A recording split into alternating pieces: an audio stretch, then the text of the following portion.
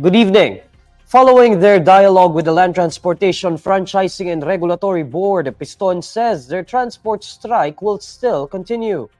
The group is currently holding a nationwide transport strike in protest of the December 31 deadline for franchise consolidation and phase-out of traditional jeepneys. LTFRB Chair Chofilo Guadis III held a dialogue with drivers and operators as they trooped to the agency's central office on Thursday afternoon. After failing to reach an agreement with the LTFRB, Piston calls the government the best liar. The group points out that the government's reported 70% consolidation rate is already a centralized number of all PUVs. Reporters have repeatedly asked for a breakdown of the figures, but LTFRB says it was the Department of Transportation's instruction to release already centralized data. For their part, the LTFRB reiterates that the December 31 deadline is non-negotiable, adding that roadworthy traditional jeepneys that join a cooperative can still operate after the deadline. But Piston says the government does not want to take responsibility for the livelihood that will be lost due to the franchise consolidation. Ang sagot po sa atin ni Chairman Guadis ay wala na sa kanya yung authority, kundi ang authority na daw po ng pagtatanggal ng deadline ay naka BPM. Dahil in-announce na ni BPM na wala na raw extension ang programa ng modernization program. Kaya ang sabi natin, bakit ang deklarasyon ba ng Pangulo ay hindi kayang baguhin para makita niya yung kalagayan ng ating sektor o kalagayan ng ating mamamayan?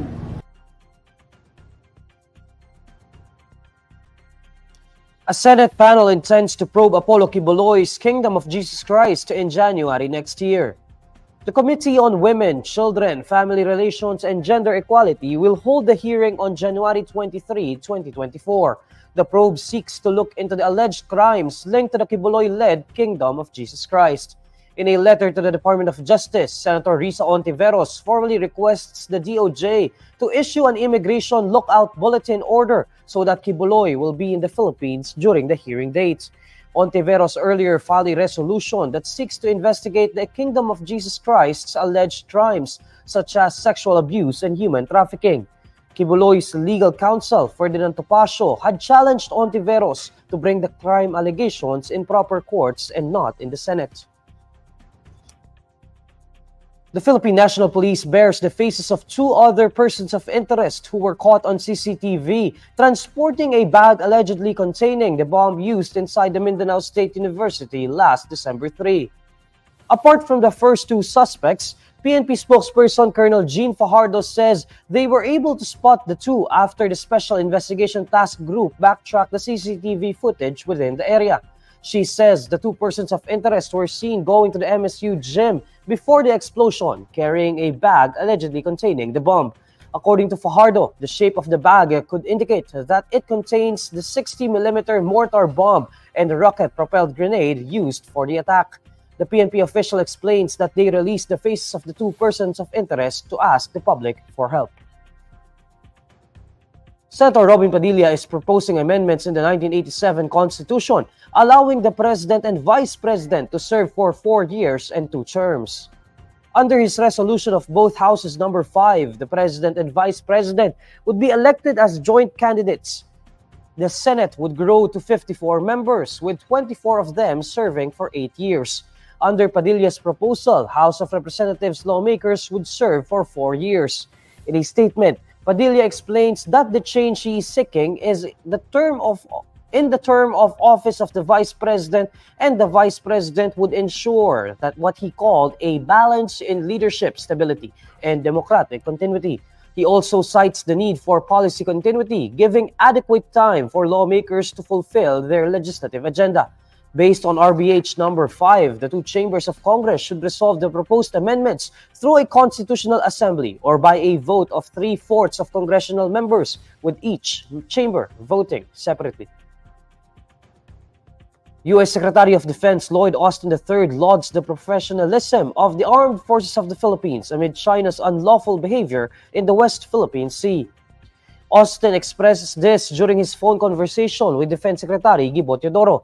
A readout from the Pentagon says the two defense officials discussed China's, quote, coercive and unlawful actions over the weekend when they fired water cannons at Philippine vessels in the West Philippine Sea.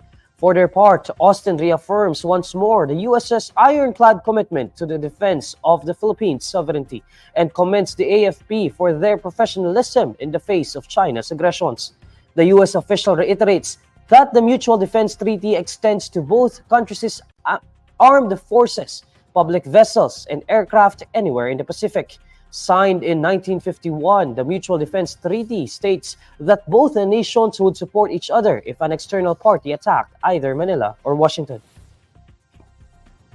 The Metropolitan Water Works and Sewerage System Regulatory Office announces an increase in payment of water bills in 2024. MWSS has approved new tariff rates for two of the country's biggest concessionaires, Maynilad Water Services Inc. and Manila Water Co. Inc. Customers of Maynilad will experience an increase of 7 pesos and 87 centavos per cubic meter in their monthly water bill next year. Meanwhile, Manila Water will raise its rate by an average of 6 pesos and 41 centavos per cubic meter for 2024. MWSS Chief Regulator Patrick T. says that tariff adjustments are based on inflation and rate rebasing recorded regularly and are set to be adjusted every year. T adds that this increase is necessary to ensure proper service is being given to water consumers, especially during the El Nino season.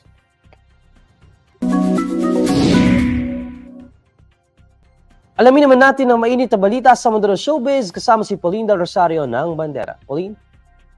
Hello Neil at sa mga kabandera natin all over the universe. Heto ang latest chika.